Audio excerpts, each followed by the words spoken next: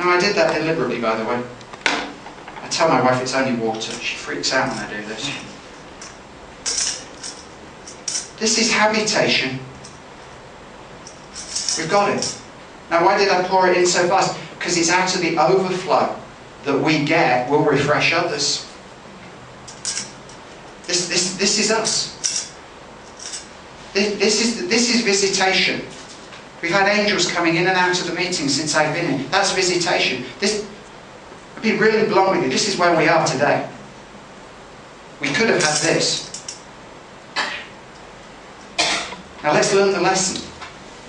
If we ascend the hill of the Lord, if we go up this mountain you saw last Saturday, and go up and down, up and down, up and down, we have a semblance. There's still some water left in this, but most of the experience drains away. This is Melbourne's revival. This is Lakeland. This is Pensacola. All the other ones that have gone on. The charismatic outpouring, in the most part, is this.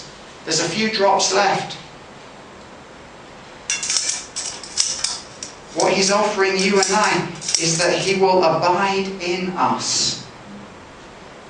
That we have that Revelation 4. You see, you can't get to the seals and the 4 horse riders until you've gone through Revelation 4, which is an open door in heaven and the voice of one saying, come up here.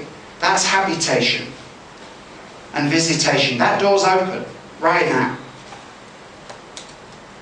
We have that access, but it's to he who overcomes. I will come in and dine with him, and him with me. There before me was an open door and the voice of one saying, come to my place. Come hang out here for a while. When you court somebody, or you're dating, sorry, old language. When you're dating somebody today, you know, that's visitation. You visit them, you go home. You visit them, you go home. You visit them, you go home.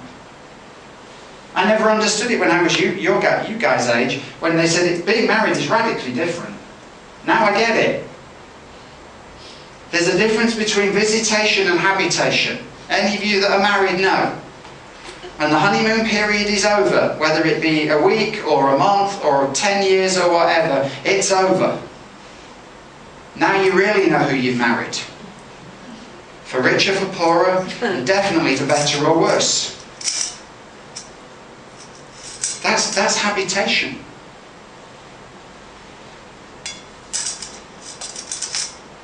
And so who may ascend the hill of the Lord is one thing, but who may stand, you get me another one, who may stand in his holy place is he who does not lift up his hands or his soul to an idol or swear by what is false.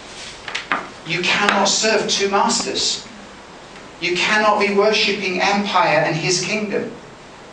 You cannot be serving your agenda and God's. You can't have it your ways and his. You get the drift? Either your ways are higher than his, or his ways are higher than yours.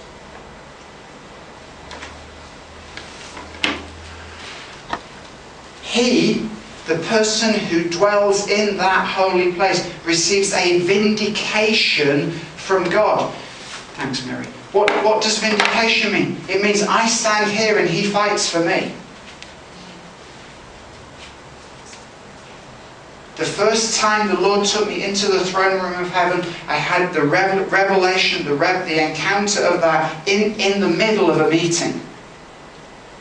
And every single person in that meeting went with me. When I came round at the end of it and I looked round, every single person in the room is on their face before God. And we spent the rest of the meeting there. They never recorded it. Wake up, church. Shouldn't be down to the speaker.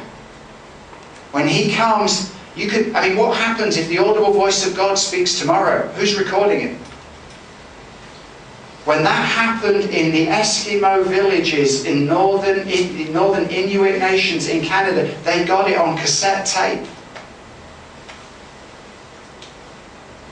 And that tape has gone round the world multiple times, now on CD, now on MP3 download. The wind of God, like a howling wind, blew, and all the sound equipment was turned off. And he recorded. Figure that. That one truth blew me, never mind listening. And you hear the cries of people, because following the wind came the fire. Earthquake, wind and fire. Then came the fire, and all you can hear these Inuits saying, the fire, the fire, the fire. It sparked a revival that included the restoration of all the fishing stocks back to the Inuit people. When his glory falls, the very earth gets healed. Because the whole of creation is groaning for the sons of the kingdom to take their place. That's you and I. That's why, people have said it here. People said it last Sunday when we were out.